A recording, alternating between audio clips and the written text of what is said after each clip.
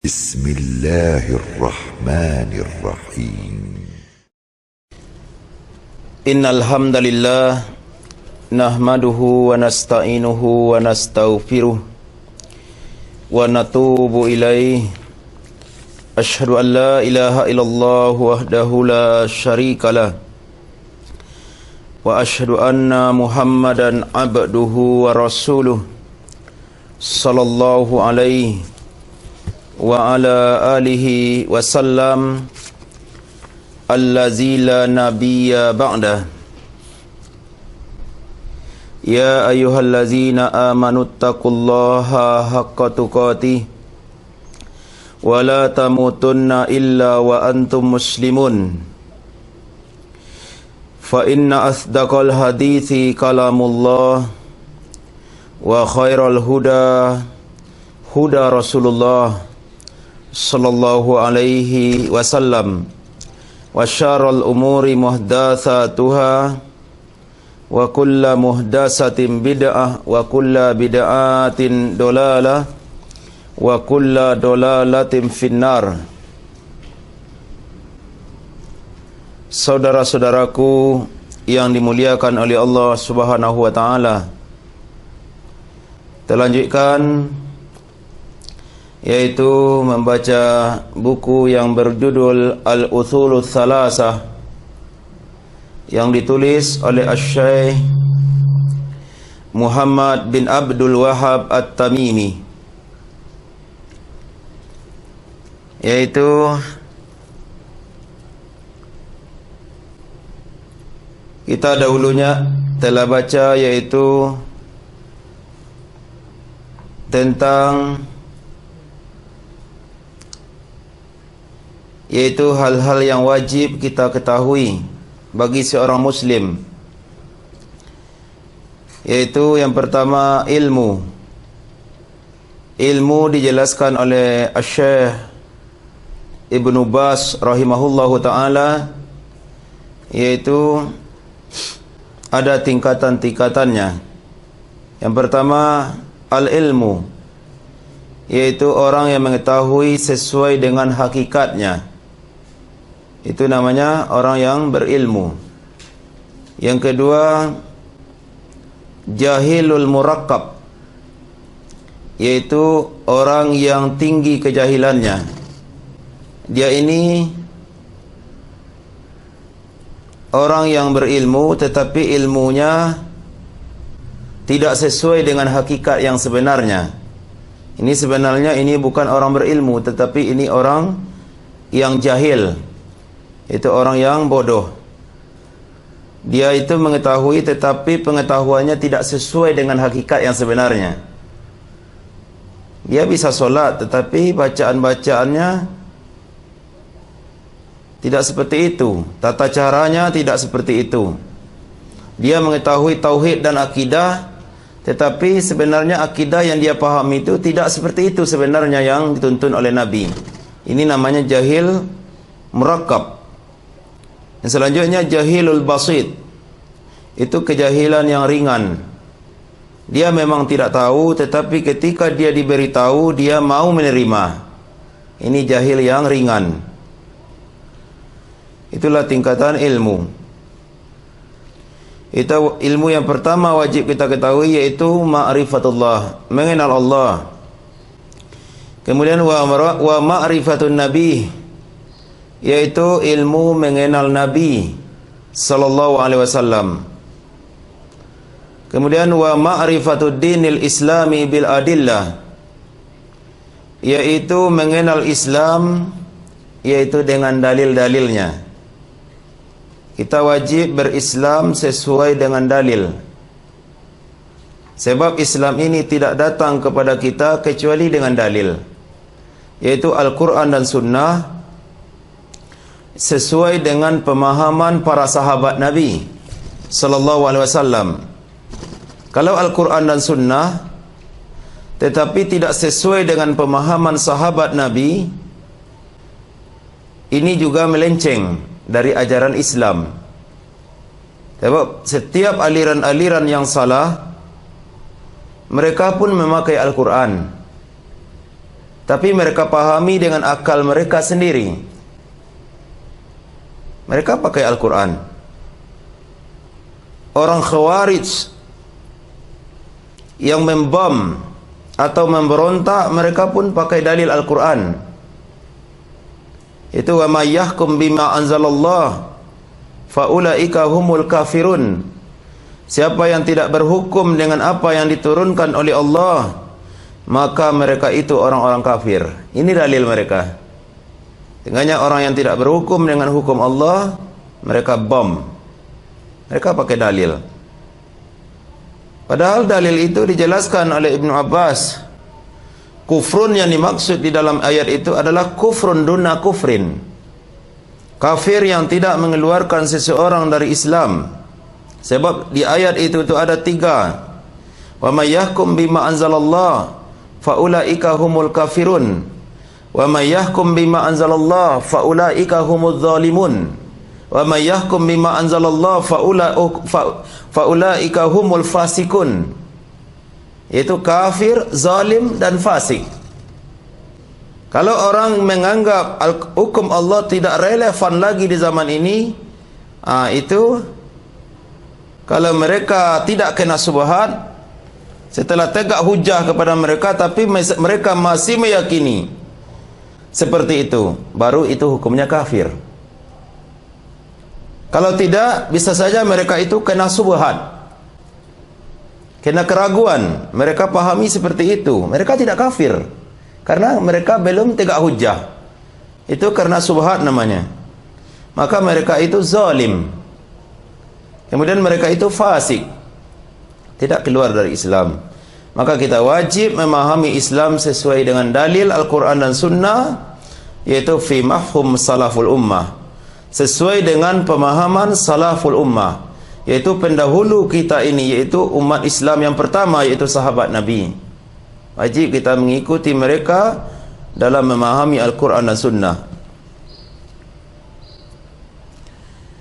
Selanjutnya, as-saniyah, setelah kita berilmu, yang kedua kita wajib al-amalu bih.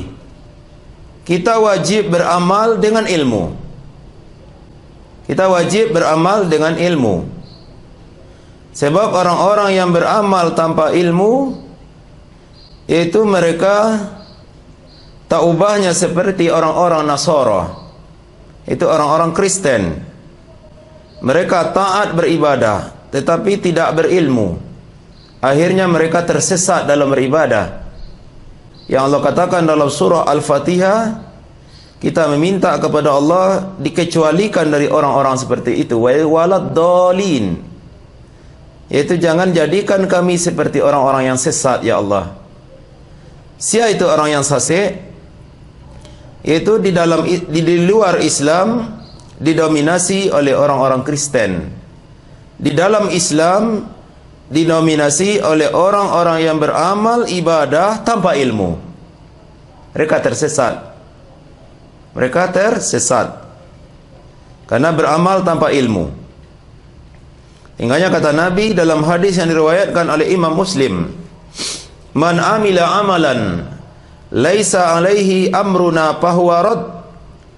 Barang siapa yang beramal dengan suatu amalan yang tidak ada sumbernya dari kami, tidak ada perintahnya dari kami, artinya dari Allah dan Rasul, fahuwa raddun, maka amalnya itu tertolak, tidak diterima oleh Allah Subhanahu wa taala.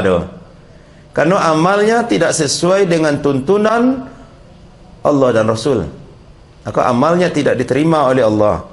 Sekalipun amalnya banyak sekali, tapi tidak ada contohnya dari Nabi, maka amalnya tertolak.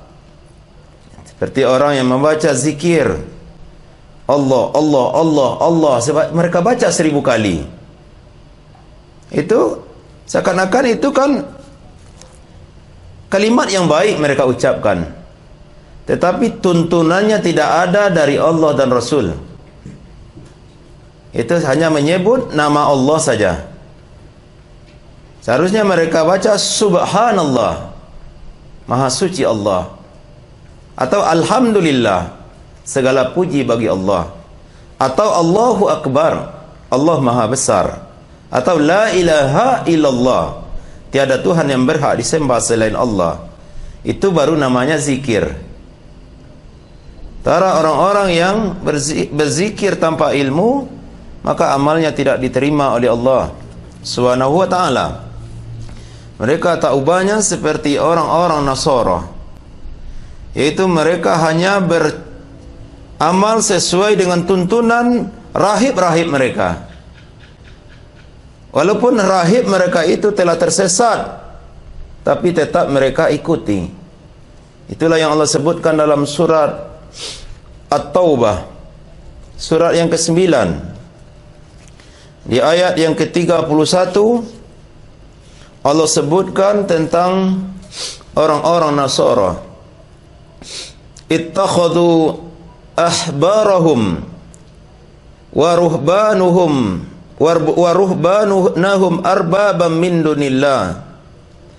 Mereka jadikan ahbarahum, yaitu ulama-ulama mereka, wa ruhbanuhum, rahib-rahib mereka, arbabam min dunillah, yaitu mereka jadikan sebagai Tuhan selain daripada Allah, wal Masih bin Maryam, dan mereka menjadikan Isa bin Maryam sebagai Tuhan. Wa ma umiru, padahal mereka tidak diperintah untuk itu. Tidak diperintah mereka illa liya'budu ilahan wahida, melainkan untuk beribadah kepada Allah semata.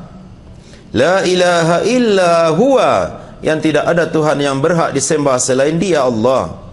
Subhanahu amma yusyrikun, Maha suci Allah dari apa yang mereka persekutukan. Itulah orang-orang Nasara. Orang-orang alim mereka jadikan sebagai Tuhan selain daripada Allah. Ketika turun ayat itu, ada seorang sahabat Nabi, yaitu Adi bin Hatim At-Ta'i radhiyallahu anhu, yang dahulunya dia beragama Nasrani sebelum masuk Islam. Dia bertanya kepada Rasulullah sallallahu alaihi wasallam. Apa katanya?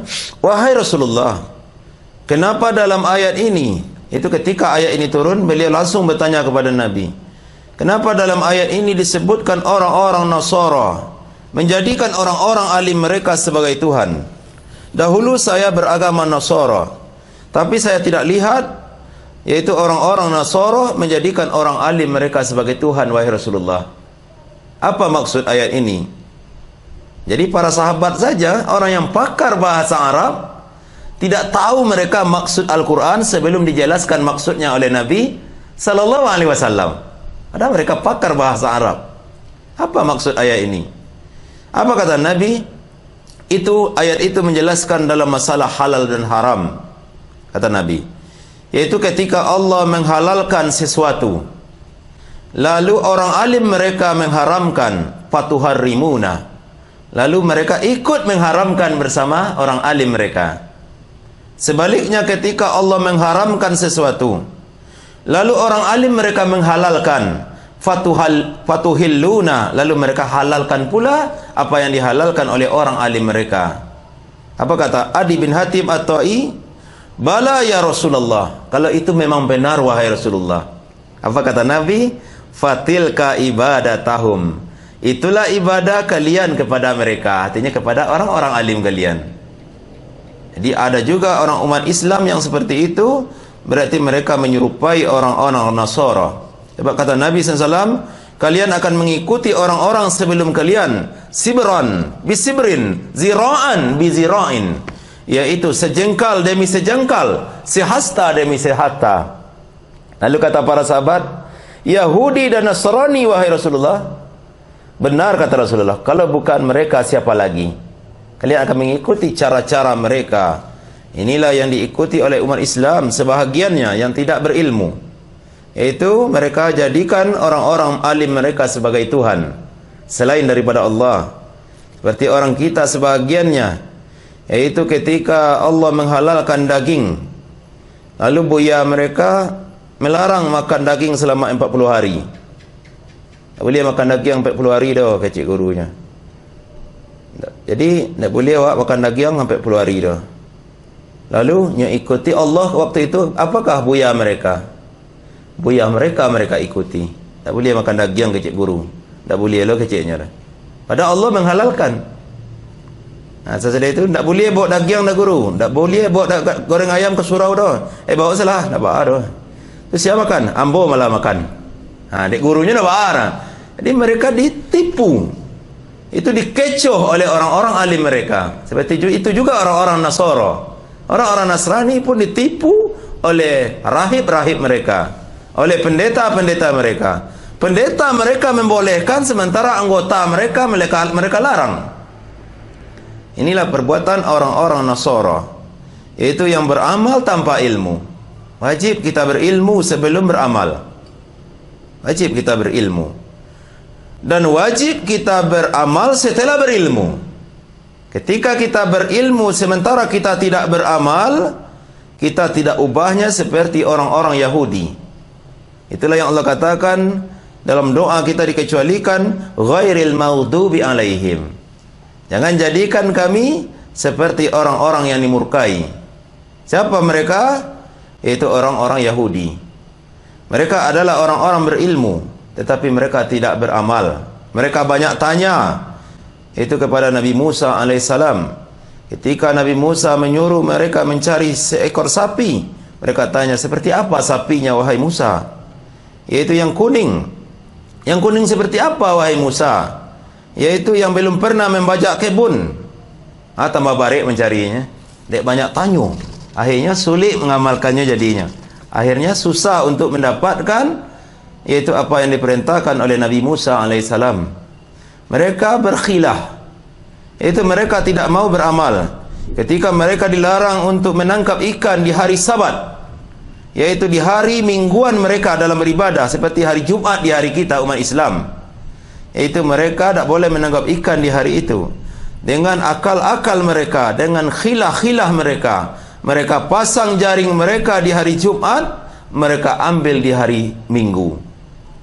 Inilah orang-orang Yahudi, mencari akal-akalan itu untuk mengelakkan perintah Allah, supaya mereka tidak melakukan amal yang diperintahkan oleh Allah. Akhirnya dilaknat oleh Allah, yaitu qiradatan khasiin, menjadi kera yang hina lah kalian. Akhirnya kaum Yahudi waktu itu yang melanggar aturan di hari Sabat itu menjadi kera. Itu kata para ulama, itu cuma 3 hari hidupnya kera-kera itu, kemudian mati. Indak boleh dah. Aku baru-baru nang kini ko orang Yahudi asal dulu ko. Anda baru nang kini lah do ni niatnya dari dulu baru kini ko nya. Yang baru itu tu cuma 3 hari saja hidupnya, tu mati le. Yang kecil lah baru kini, aku kasarnya orang Yahudi ko. Baru sekarang ai kan, tri kakoknya pau. Kayo tu orang Yahudi asal tu. Salah itu keyakinan itu. Bapak saudaraku, saudara-saudaraku yang dimuliakan oleh Allah Subhanahu wa taala. Orang-orang Yahudi mereka adalah orang-orang berilmu, tetapi mereka tidak mau beramal. Setelah lahirnya Nabi Muhammad, setelah munculnya Nabi Muhammad SAW itu menjadi seorang Rasul, mereka tidak mau mengikuti Nabi Muhammad SAW. Padahal mereka kenal dengan Nabi Muhammad. Itu sebagaimana Allah katakan, ya'rifunahu kama ya'rifuna abna'ahum. Mereka mengenal Nabi Muhammad sebagaimana mereka mengenal anak-anak mereka sendiri. Tahu mereka itu Nabi Muhammad itu telah disebutkan dalam kitab Taurat mereka, yaitu akan lahirnya seorang Nabi akhir zaman, itu Sayyidul Anbiya, penghulu sekalian Nabi, penutup sekalian Nabi dan Rasul, yang telah disebutkan dalam kitab mereka akan munculnya seorang Nabi yang namanya Mesias, dalam bahasa mereka, dalam bahasa Arabnya Muhammad. Mereka tahu ciri-cirinya seperti itu. Tidak mau menerima sedekah, hidungnya mancung, rambutnya ikal berombak, telah disebutkan dalam kitab Taurat mereka. Tapi setelah lahirnya Nabi Muhammad, mereka tidak mau mengikuti Nabi Muhammad sallallahu alaihi wasallam. Mereka dimurkai oleh Allah. Dimurkai oleh Allah Subhanahu wa taala karena mereka tidak mau beramal setelah mereka berilmu. Saudara-saudaraku yang dimuliakan oleh Allah Subhanahu wa taala, setelah kita berilmu, Dan selanjutnya kita beramal sesuai dengan ilmu yang kita miliki, yaitu ats-tsalitsah, yang ketiga, ad-da'watu ilaih. Itu kita diperintahkan untuk berdakwah kepadanya. Kepada apa kita berdakwah? Yaitu kepada ilmu yang kita ilmui, kepada amal yang kita telah laksanakan. Kita disuruh untuk berdakwah, yaitu semampu kita. Apa kata Nabi? Balighu anni walau ayah. Sampaikanlah yang dariku walaupun sepotong ayat. Paling tidak kepada keluarga kita, pada adik kita, kepada ayah kita, kepada ibu kita. Kita wajib sampaikan ilmu yang telah kita ketahui semampu kita.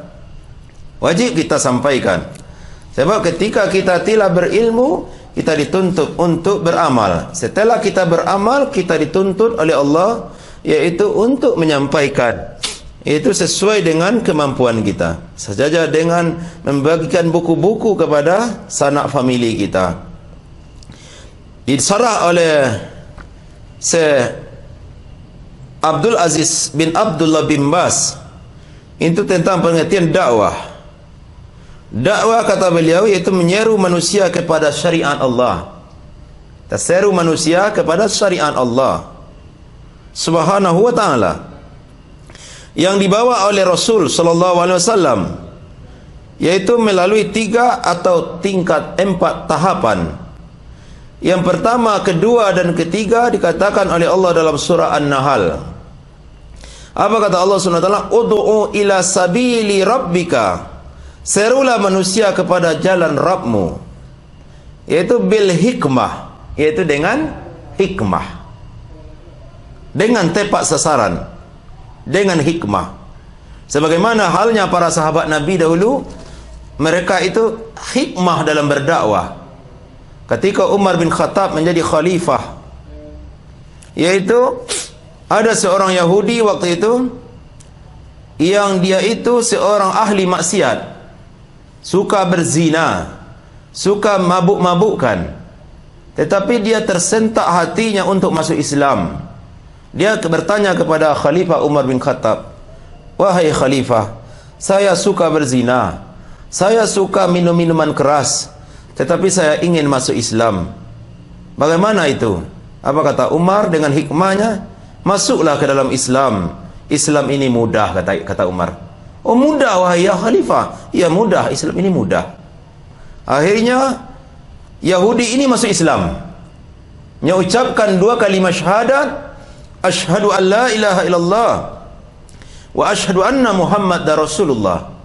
Aku bersaksi tiada Tuhan yang berhak disembah selain Allah, dan aku bersaksi pula bahwa Muhammad itu adalah utusan Allah. Waktu itu dia ucapkan syahadat, disaksikan oleh Khalifah Umar ibn Khattab radhiyallahu anhu. Setelah dia masuk Islam, lalu dia datang kepada Umar bin Khattab, wahai Umar, dahulu kamu katakan kepada saya Islam itu mudah, saya hobi berzina, saya hobi minuman keras. Sekarang saya sudah Islam, sekarang saya mau minuman keras, saya mau minum, amboka minum, amboka mabuk. Itu keceknya. Ya, Islam ini mudah, kata Umar. Kalau kamu minum-minum, kamu sudah Islam, maka kamu didera 80 kali. Tokok punggungan itu 80 kali, itu dengan rotan gadang tu, Yomanau tu. Kalau waktu kamu masih hidup nanti, itulah taubatmu kepada Allah. Kalau kamu sudah mati karena hukuman ini, maka matilah kamu, kata Umar. Pada itu Islam kau, wahai Umar. Kalau mau ikut Islam kau, mudahnya ambo keluar dari Islam. Itu keceknya. Ya, karena kamu sudah Islam, yaitu kalau kamu murtad keluar dari Islam, maka Islam ini mudah, itu kamu dibunuh. Itu kata Umar, itu hukum dalam Islam.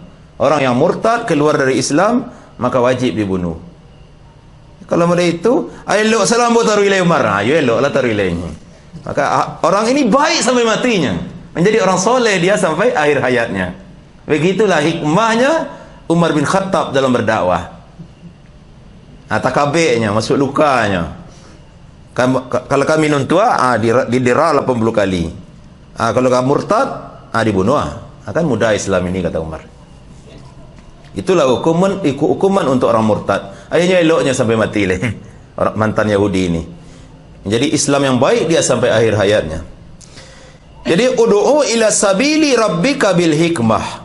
Serulah manusia itu kepada jalan Rabbmu dengan hikmah. Yaitu dengan hikmah, dengan akhlak yang mulia. Itu sebagaimana Syekh Muhammad Amin As-Sinqiti, guru dari Syekh Muhammad bin Shalih Al-Utsaimin. Itu ketika beliau berdakwah kepada seorang preman, maka waktu itu preman itu memukulnya sampai pingsan. Sampai pingsan Syekh Muhammad Amin As-Sinqiti, sampai pingsan. Di waktu itu preman ini tangkap oleh polisi. Akhirnya dipenjara preman ini. Waktu itu selama dia dalam penjara, maka waktu itu dialah yang mengantarkan makanan kepada anak-anak preman ini. Bagi makan anak-anaknya, hantar makan untuk keluarga preman ini. Setelah preman ini keluar dari penjara, dia tanya kepada istrinya dan anak-anaknya, siapa yang memberi kalian makan selama aku dalam penjara? Ada seorang pak tua, rumahnya di situ tuanya. Ditunjukkannya, yaitu rumah Syekh Muhammad Amin As-Sinqiti. Sesudah itu diturunnya ke situ, minta terima kasihnya kepada pak tua itu. Kira pak tua itu adalah orang yang pernah dia pukul. Itu orang yang pernah dia tinju. Akhirnya preman ini menjadi murid terbaik dari Syekh Muhammad As-Sinqiti. Dengan akhlak dia berdakwah kepada preman itu. Dia akan minta terima kasih ke orang tua itu. Kira orang tua itu orang yang ditinju itu kiranya. Itulah nama. Maaf ya Syekh, Syekh ternyata yang memberi makan anak-anakku selama aku dalam penjara. Itu biasa. Memang itu kewajiban sesama muslim, kata Syekh Muhammad As-Sinqiti. Akhirnya preman ini menjadi murid terbaik dari Syekh Muhammad As-Sinqiti. Jadi murid tersayangnya. Ini hikmahnya para ulama dalam berdakwah. Jadi ud'u ila sabili rabbika bil hikmah. Itu ajaklah orang itu ke jalan Rabbmu dengan hikmah. Tidak boleh awaklah ngaji, awaklah taat kepada Allah. Sesudah itu kepada orang tua awak tidak berakhlak, kepada tetangga awak tidak berakhlak. Inilah yang menyebabkan Islam ini terfitnah. Jadi kalau orang-orang berjanggut kau kare-kare kau, seketik bid'ah, seketik syirik, seketik ikut itu katanya. Tapi dengan lemah lembut orang itu berdakwah, maka orang itu tidak akan memfitnah sunnah-sunnah yang ada pada diri kita. Terfitnahnya orang yaitu karena perbuatannya, bukan karena tampilannya. Ada seorang anak SMA yang berjenggot. Dia baik akhlaknya di sekolahnya. Dia disayangi oleh guru-gurunya, dan dia mengaji yaitu di sebuah majelis taklim, yaitu waktu itu dia memanjangkan jenggotnya. Tapi karena dia baik akhlaknya di sekolahnya, maka guru-guru itu lupa dengan jenggotnya. Katakan adik guru-guru itu janggut kau. Nanti bayang akhlaknya yang baik. Ia tidak disalahkan orang janggut awak tu, karena awak akhlak awak baik. Tapi ketika akhlak kita jelek, maka yang disalahkan nanti adalah tampilan kita, jenggot kita, serawah di atas mata kaki kita yang disalahkan orang. Pada yang buruk bukan itu. Yang buruk adalah akhlak kita. Yang buruk adalah akhlak kita. Seperti halnya orang-orang Khawarij. Apakah jenggot mereka yang difitnah oleh orang? Tidak. Tapi karena perbuatan mereka yang membom, anarkis, sehingganya radikal. Sehingga apa kata orang? Yaitu orang-orang berjenggot itu teroris. Setiap berjenggot adalah teroris. Kambing berjenggot, kambing teroris. Itu kecil orang jadinya. Gara-gara perbuatan yang salah. Maka berdakwalah kepada Rabbmu, kepada jalan Rabbmu dengan hikmah. Kemudian wal mau'izah, dan dengan pelajaran yang baik. Dengan pelajaran yang baik. Itu bisa saja dengan tulisan-tulisan, dengan membagikan buku-buku, atau dengan hal-hal yang lain. Sebagaimana Abdullah Tuan Sikal, yaitu yang sering keluar di Insan TV itu. Beliau berdakwah yaitu dengan membagi-bagikan sembako, membagi-bagikan jilbab, membagi-bagikan busana muslimah. Sehingganya dakwahnya ramai diikuti orang, sampai tidak tambuhik 8 bola kaki lagi. Orang yang ikut dengan dakwah dia, dengan hikmahnya dia menyampaikan dakwah, itu dengan membagi-bagikan sembako. Orang yang butuh itu kadang-kadang tak ingin dakwah dengan dakwah tapi ingin japuk itu, tapi tak dong aja dakwah dia. Akhirnya menjadi murid-murid dari Abdullah Tuan Sikal. Itu cara dia berdakwah dengan pelajaran-pelajaran yang baik. Kemudian wajadilhum billati hiya ahsan, kata Allah. Dan bantahlah mereka dengan cara yang baik. Dengan cara yang baik. Jadi para ulama membantah orang-orang sesat dengan cara-cara yang baik. Yaitu sebagaimana para ulama, yaitu ada yang dibantah oleh orang-orang Syiah. Apa kata dia dalam membantah majalah Al-Furqan? Itu ada bantahnya di sesi tanya jawabnya. Apa katanya? Tidak ada yang membaca majalah Al-Furqan ini kecuali orang Wahabi atau orang gila. Itu kata orang Syiah. Orang Wahabi cik dan mau baca majalah konya, orang gila cik. Itu keceknya. Sesudah itu jawaban dari ustaz itu di bawahnya dijawab seketik saja pernyataan orang Syiah itu. Kamu termasuk yang mana? Itu jawab seketik. Kamu termasuk yang mana? Jadi kalau kamu termasuk Wahabi, berarti Wahabi adalah Ahlussunnah. Atau kamu orang gila. Itu kamu termasuk yang mana? Itu saja jawab seketik. Jadi dengan mendebat mereka dengan cara yang baik. Jadi para ulama mendebat orang-orang Syiah atau orang-orang kafir itu dengan cara yang baik. Yang membuat mereka itu insaf, yang membuat mereka itu sadar. Sebagaimana dikisahkan, yaitu ada seorang ulama Ahlussunnah, yaitu yang berdebat dengan orang-orang Syiah. Itu orang ulama sunnah ini, yaitu sebelum berdebat di dalam masjid itu, dia membawa sandalnya ke dalam masjid. Bawa sandalnya ke tempat solatnya. Apa kata ulama Syiah itu? Kenapa dibawa sandal ke dalam masjid? Apa kata ulama sunnah? Itu di zaman Nabi dahulu, orang-orang Syiah itu suka mencuri sandal. Itu kata ulama sunnah. Mana ada Syiah di zaman Nabi? Itu kata Syiah. Kalau memang tidak ada Syiah di zaman Nabi, berarti Syiah ini bukanlah ajaran Nabi. Tidak usah kita berdebat. Akhirnya Syiah ini insafnya, sadarnya bahwasanya ajarannya bukan ajaran dari Nabi SAW. Dijebaknya dengan seperti itu. Saudara-saudaraku yang dimuliakan oleh Allah, debatlah mereka dengan cara yang baik. Itu kata Allah SWT. Itu dalam surah An-Nahl ayat 125. Adapun tahapan keempat, yaitu pertama, kedua dan ketiga telah disebutkan dalam surah An-Nahl ayat 125. Tahapan yang keempat kata Syekh Abdul Aziz bin Abdullah bin Baz, yaitu di dalam surah Al-Ankabut ayat ke-46.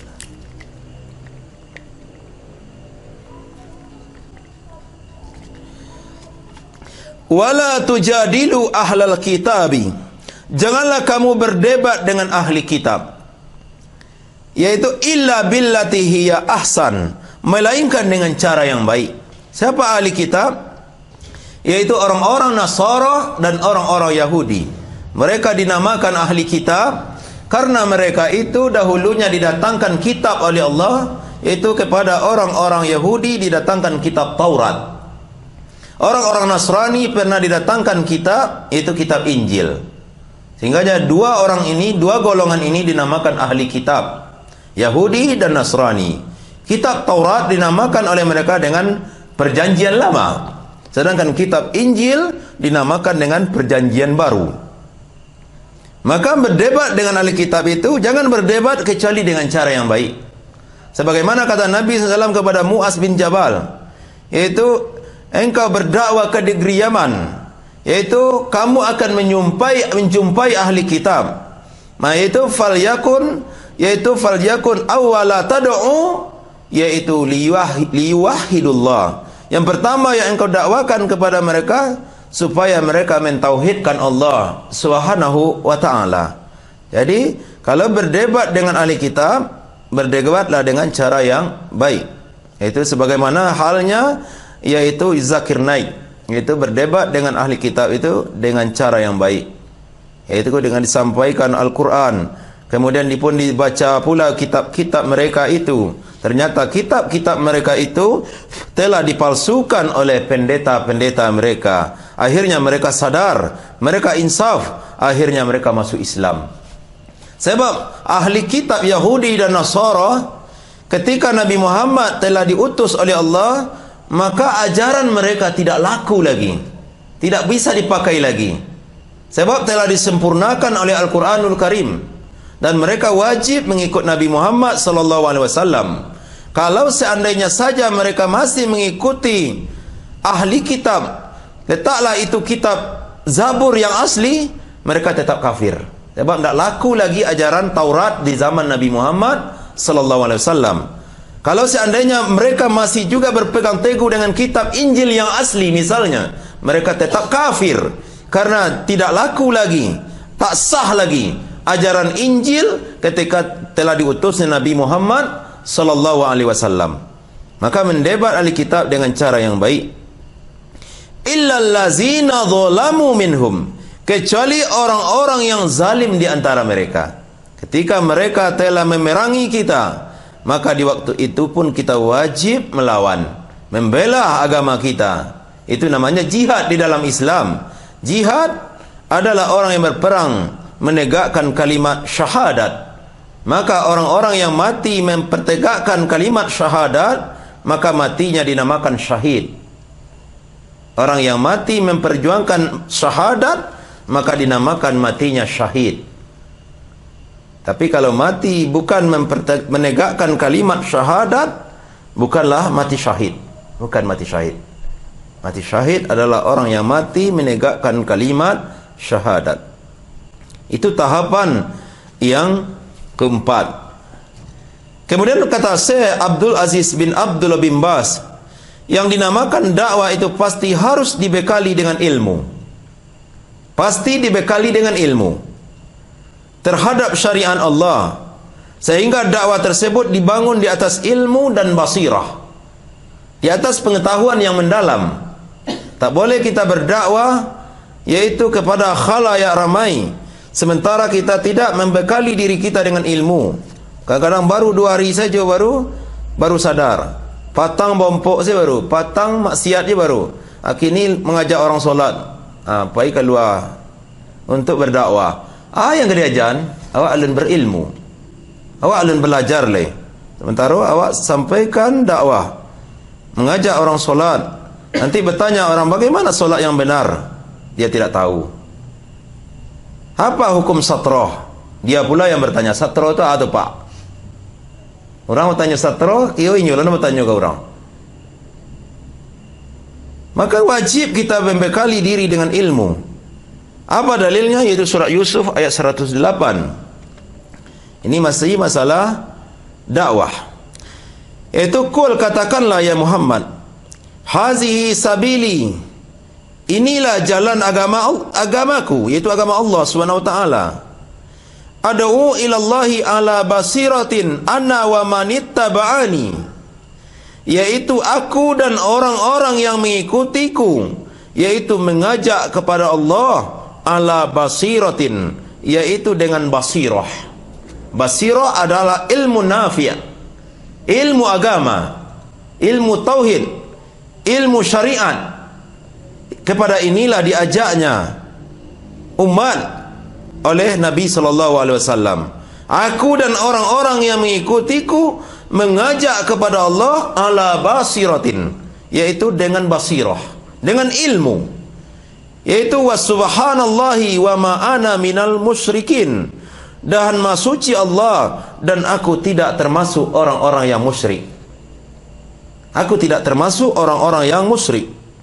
Kalau seandainya mengajak orang tanpa ilmu, nanti mengajak orang kepada kesyirikan, mengajak orang pergi mengkeramatkan kubur-kubur syekh, ini mengajak orang kepada kesyirikan. Malahan kita yang berdosa karena ajakan kita. Tapi ketika kita berilmu, maka kita berpahala besar dalam berdakwah. Apa kata Nabi SAW dalam hadis yang diriwayatkan oleh Imam Muslim? Man da'a ila hudan, barang siapa yang menyeru kepada petunjuk, kana lahu minal ajr, yaitu maka baginya pahala, mislu ujuri man taba'ahu, yaitu semisal dengan pahala orang yang mengikutinya. Dia mendapat pahala dan dia juga mendapat pahala seperti pahala orang yang mengikutinya. La yanqusu zalika min ujurihim syai'an, tidak mengurangi pahala orang yang mengikutinya. Pahala tambah saja lagi dari Allah sama dengan pahala orang yang mengamalkan ilmu yang dia sampaikan, tanpa mengurangi pahala orang yang mengikutinya. Wa man da'a ila dolalah, barang siapa yang mengajak kepada kesesatan, mengajak orang kepada kesesatan, kepada amal-amal bid'ah yang tidak ada tuntunan dari Nabi SAW, kana alaihi minal ism min mislu athami man tabi'ahu, maka dia mendapat dosa dan juga dosa orang yang mengikutinya. La yanquthu zalika min athamihim syai'an, tanpa mengurangi dosa orang yang mengikutinya. Jadi ketika orang awak ajak kepada kesesatan, maka yang dapat adalah dosa dia awak, dek mengajak orang tadi. Kemudian diamalkan pula kesesatan tu di orang yang awak ajak, maka awak mendapat puluh dosa orang yang melakukan kesesatan yang awak ajarkan itu. Zikir-zikir yang tak ada sunnahnya, baca Allah Allah 1000 kali, atau baca hu, itu zikirnya orang-orang tasawuf. Itu ketika dia berzikir Allah Allah Allah, itu zikir Allah tinggi nama. Ada orang yang tinggi pada itu deh hu, itulah tinggilah pada Allah Allah deh hu. Allah tinggilah marifatnya pada tu hi. Itulah kawan je orang alui tu. Itu yang diajaknya orang mengajarkan zikir-zikir yang bid'ah, kesesatan-kesesatan, jimat-jimat dan lain-lain. Ini akan membuat orang sesat dan kita berdosa. Dan seandainya kesesatan itu diamalkan oleh orang yang mengikuti kita, maka setiap kali orang itu mengamalkannya, setiap kali itu pula lah kita mendapatkan dosa dari amalan orang tersebut. Jadi makanya wajib awak berilmu dahulu sebelum beramal dan sebelum berdakwah. Kemudian kata Nabi SAW, man dalla ala khairin falahu mislu ajri fa'ilih, barang siapa menunjukkan kepada kebaikan, maka baginya pahala semisal pahala orang yang mengamalkannya. Jadi apa saja yang awak ajarkan ilmu yang bermanfaat, maka ketika kita meninggal dunia, maka tetap pahala itu akan mengalir kepada kita yang mengajarkannya. Apa kata Nabi SAW dalam hadis yang diriwayatkan oleh Imam Muslim, yaitu izal matal insanun qata'a amaluhu illa min thalasin, apabila telah mati manusia ini, terputuslah seluruh amalannya. Jika dia meninggal setelah Isya, maka dia tak bisa lagi untuk solat subuh besok subuhnya. Jika dia meninggal setelah subuh, maka dia tidak akan mungkin lagi untuk melaksanakan solat zuhur. Terputus amalnya sampai di situ. Tetapi ada amal yang mengalir terus menerus, walaupun orang itu telah hancur di dalam tanah. Apa kata Nabi? Yang pertama, au ilmin yuntafa'u bih, ilmu yang memberi manfaat. Ketika kita ajarkan orang ilmu, maka selagi orang itu mengamalkan ilmu yang kita ajarkan, maka walaupun kita sudah meninggal dunia, maka pahala itu tetap mengalir kepada kita di alam barzah, tetap mengalir. Maka kata para ulama, kalau kita memiliki, yaitu dikurniai oleh Allah seorang anak, setelah anak kita bisa berbicara, maka seharusnya kitalah yang mengajarkan anak kita bisa membaca surat Al-Fatihah. Ajan guru TPA lo nama jan. Beko kalau Fatihah beko tu kan guru TPA mai dia palonya. Tidak kawak mana. Sebab yang kanyo baca tori menorui sampai tu adalah surat Al-Fatihah. Tak mungkinnya nak baca surat Al-Fatihah. Maka kau dapat jua awak pandai anak awak baca surah Al-Fatihah. Lah pandainya baca Al-Fatihah, baru saranya ke TPA. Jadi kau awak mati suat dan surah Al-Fatihah kau kan dibaca tarwih dia kau. Maka kau awak lah mengalir pahala yang ini baca tadi. Mengalir tarwih pahalanya kau awak. Awak gurunya yang mengajarkan pertama kali, jua awaknya pandai membaca surah Al-Fatihah. Dan yang lain-lain awak ajarkan kepada anak awak. Jangan yang lain-lain awak ajarkan. Kalau yang lain-lain awak ajarkan, lagu-lagu awak ajarkan. Awak meninggal suknya lagu-lagu je. Mengalir je lah dosanya kepada guru yang majan. Jadi jangan yang lain-lain. Itu diajarkan ilmu yang bermanfaat. Yang kedua kata Nabi, yaitu sedekahun jariyah. Itu sedekah yang mengalir. Itu sedekah ketika kita bersedekah kepada pesantren, bersedekah kita kepada masjid, Itu selagi masjid atau pesantren itu masih dipakai oleh orang banyak, maka tetaplah pahala akan mengalir kepada orang yang bersedekah. Yang selanjutnya kata Nabi, itu awaladun solihun yad'ulah, anak yang soleh yang selalu mendoakan kedua orang tuanya. Ini akan mengalir pahalanya itu kepada orang yang sudah meninggal dunia. Maka man dalla ala khairin falahu mislu ajri fa'ilih. Barang siapa yang mengajak kepada kebaikan, maka baginya pahala semisal pahala orang yang mengamalkannya.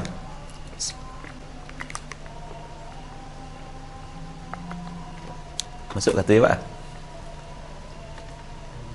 Itulah mungkin dulu kaji kita, yaitu dalam membaca buku Al-Uthul Thalathah, yaitu dalam ad-da'watu ilaih, yaitu as-salisah, yang ketiga, yaitu berdakwah kepadanya, itu kepada ilmu dan kepada amal yang kita amalkan. Pada ilmu yang kita ilmui dan kepada amal yang kita amalkan yang sesuai dengan Al-Quran dan Sunnah fi mafhum salaful ummah, yaitu dengan paham salaful ummah, itu dengan pemahaman para sahabat radhiyallahu anhum ajmain. Itulah dulu Bapak dan saudara-saudaraku yang dimuliakan oleh Allah SWT. Kita akhiri dengan doa kafaratul majlis. Subhanakallahumma wa bihamdika asyhadu an la ilaha illa anta astaghfiruka wa atubu ilaik. Assalamualaikum warahmatullahi wabarakatuh.